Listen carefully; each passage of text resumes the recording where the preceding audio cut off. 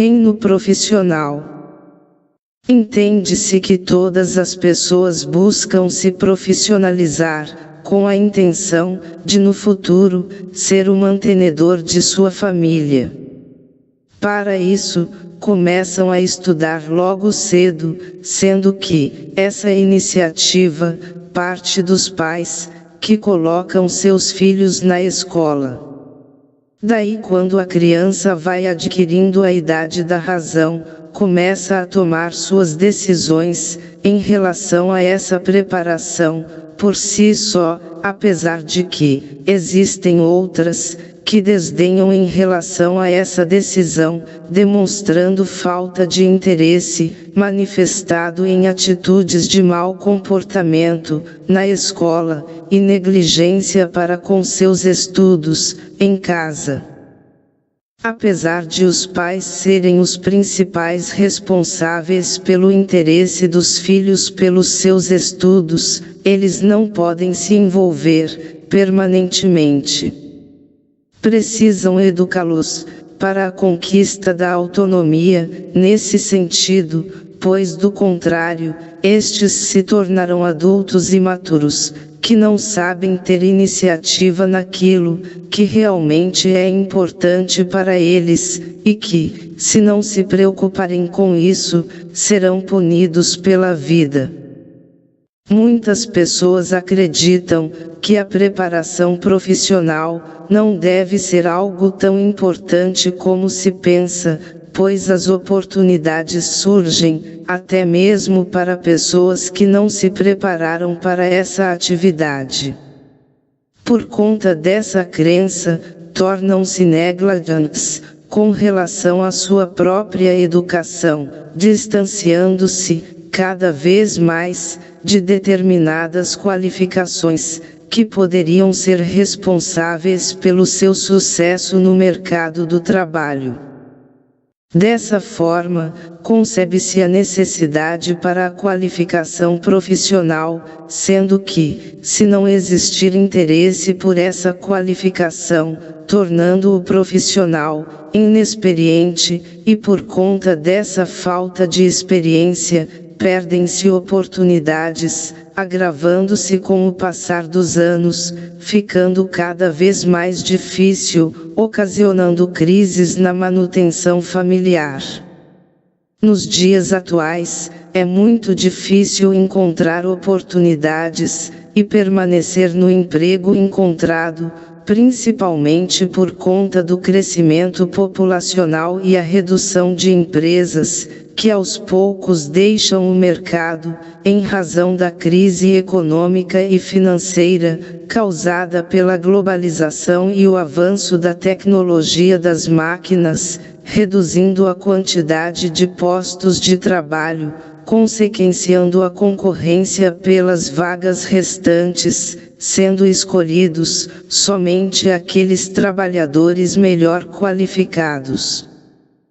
Pode-se exemplificar a realidade dos trabalhadores, com uma história verídica, que aconteceu com um jovem trabalhador, há alguns anos, quando este rapaz, que por conta da necessidade de trabalhar muito cedo, já na sua adolescência, teve que estudar à noite.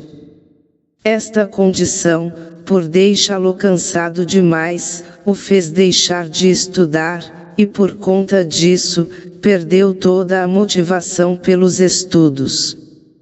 Seu trabalho era muito simples, quando trabalhava muito e ganhava pouco, num tipo de atividade que só seria remunerada, de acordo com a produção que realizava.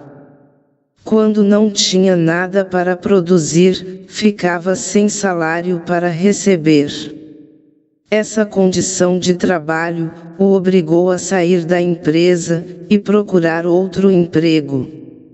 Encontrou diversas vagas em empresas de diversos tipos, mas não tinha a qualificação necessária para ocupar essas vagas, então, permaneceu desempregado, por um bom tempo. Vivia sempre sonhando com a sala de aula, pois sentia saudades da escola, fazendo-o voltar a estudar, concluindo o ensino fundamental, iniciando, em seguida, um ensino técnico, de nível médio, na área docente, se formando como professor. Esse rapaz prestou concurso público na área em que estudou e, tendo passado nesse concurso, foi nomeado, passando a exercer o cargo, por vários anos. Percebe-se com esse exemplo, que a qualificação profissional é necessária para não acabar sendo excluído do mercado de trabalho, e para isso, é preciso dedicar-se ao estudo. Contudo, esse estudo não se define pela atitude de se matricular numa escola, e ir assistir às aulas todos os dias. É preciso mais do que isso, pois a prática de estudar requer muita dedicação e empenho, em que deve acontecer numa condição solitária, sendo este o preço. Quem não mantém uma atitude solitária de estudo, ou seja, estuda somente na escola, não obterá sucesso na vida estudantil, o que não significa apenas obter boas notas, mas aprender de fato. Essa atitude, para quem trabalha o dia todo, é muito cansativa, e por conta disso, muitos desistem de estudar. Em razão dessa desistência, não se qualificam profissionalmente, ficando sem oportunidades profissionais, favorecendo a miséria ou penúria de sua família. Pode ser que alguém possua facilidades, com relação à sua vida estudantil, de um curso da educação básica, de graduação, técnico ou profissionalizante, oportunidades oferecidas por pessoas que estão decididas a manter a família, enquanto esse indivíduo estuda. Essa facilidade precisa ser aproveitada, não pode ser jogada fora, pois ela será recurso que facilitará a conquista do emprego, talvez até com uma boa remuneração.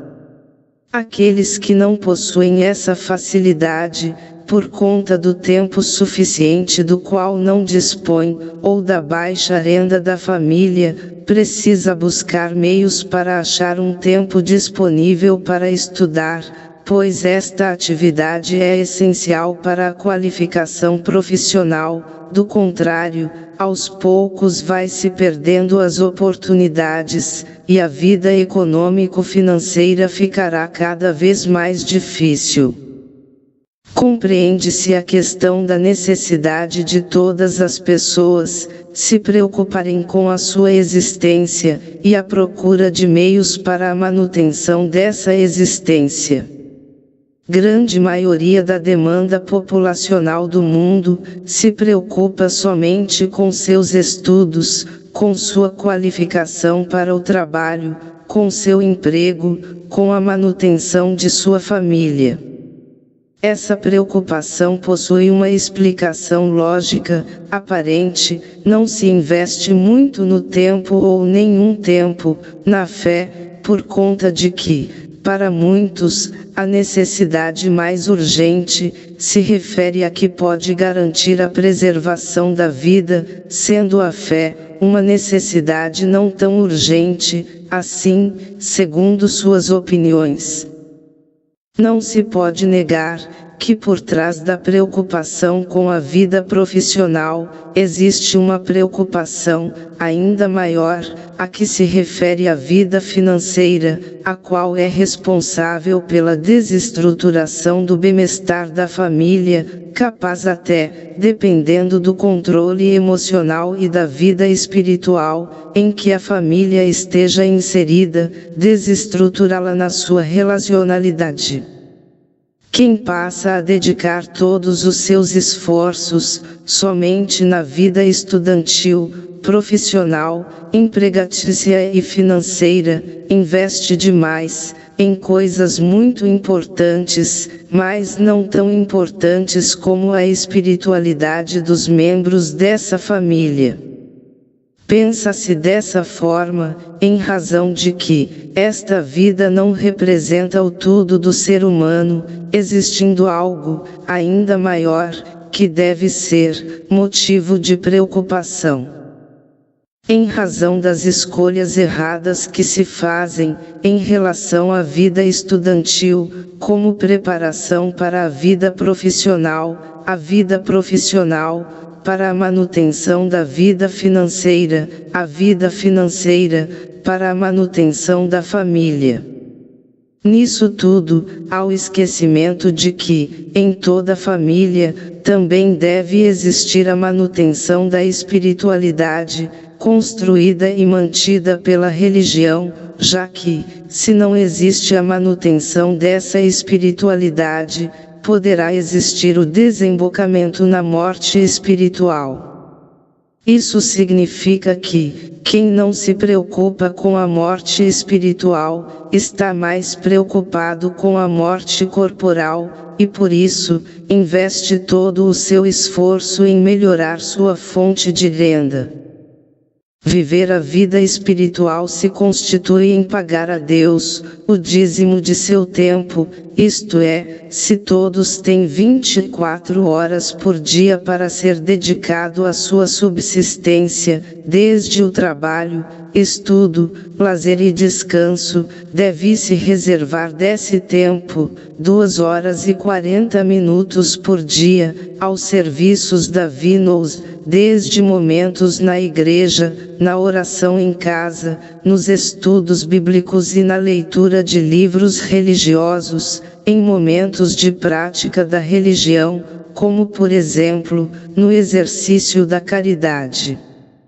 Dividindo esse tempo em 3 partes, manhã, tarde e noite, esse serviço deve ser realizado em 48 minutos, em cada horário.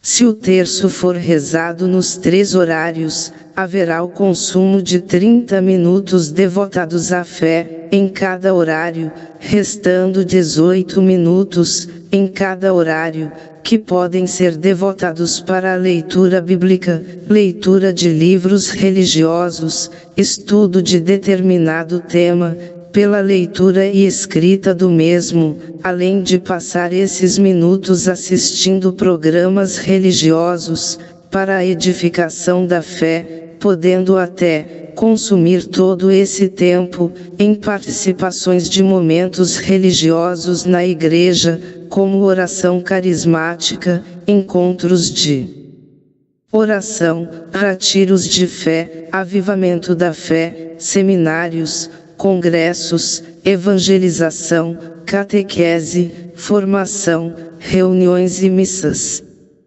Essas 2 horas e 40 minutos podem ser somados pelos 7 dias da semana, dando um total de 17 horas e 20 minutos, que deverão ser distribuídos durante a semana, dependendo da quantidade de horas de cada evento coletivo ou atividade diária individual. Pode-se verificar nas Sagradas Escrituras, citações que confirmam a distribuição do tempo, na forma de serviço a Deus com essa distribuição. Veja-se por exemplo, a citação da tentação de Jesus, no deserto, quando Satanás ofereceu a ele a oportunidade de matar sua fome, transformando pedras em pães.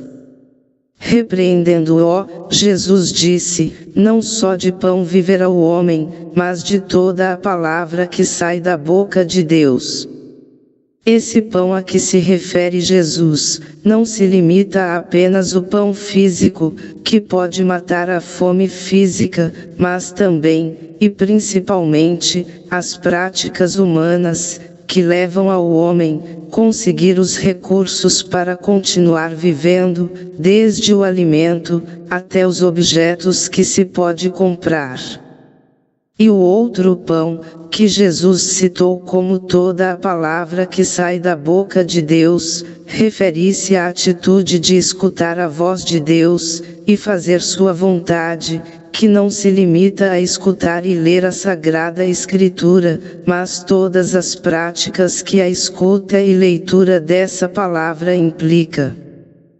O livro de Levítico, no capítulo 27, versículo 30, fala que todos os dízimos da terra, tomados das sementes do solo ou dos frutos das árvores, são propriedade do Senhor, é uma coisa consagrada ao Senhor. Dízimo representa a 10ª parte de alguma coisa. Essa coisa não precisa ser somente o dinheiro, mas como também o tempo que se leva a produzir e ganhar essa riqueza. Assim, para que uma riqueza seja produzida, é preciso que aquele que a produz esteja em condição de produzi-la, e para isso precisa estar descansado, alimentado, disposto, e para que essas condições estejam ativas, se faz necessário ter tempo para tudo. Desse tempo, 10% pertence ao Senhor. Qual o maior fruto do trabalho, falando em termos físicos?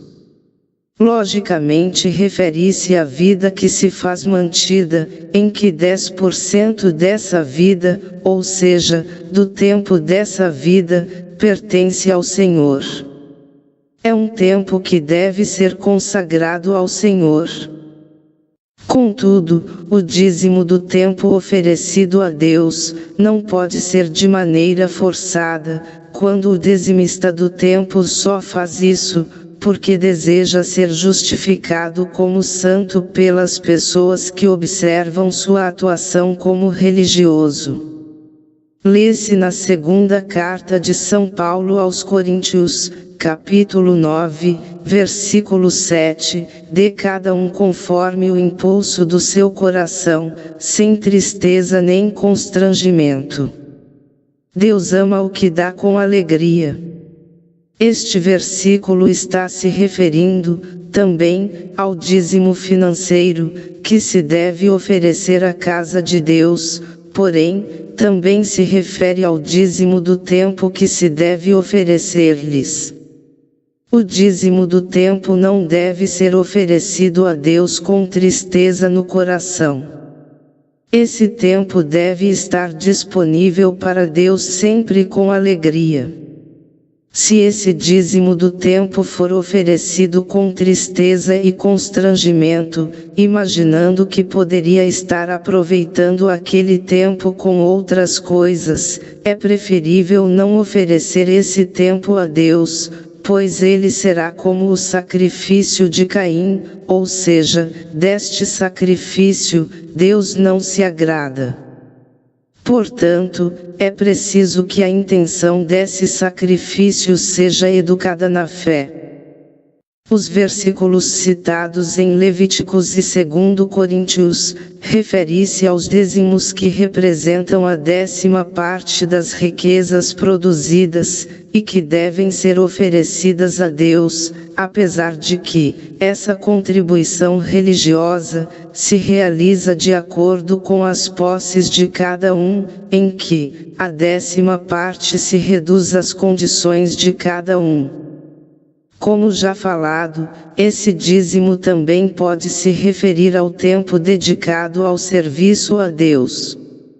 E aqui se abre um parêntese: pessoas que estão desempregadas ou que não trabalham, por algum motivo, e aqui, também entra a questão das crianças, podem oferecer a Deus, como dízimo, todo o tempo de sua vida.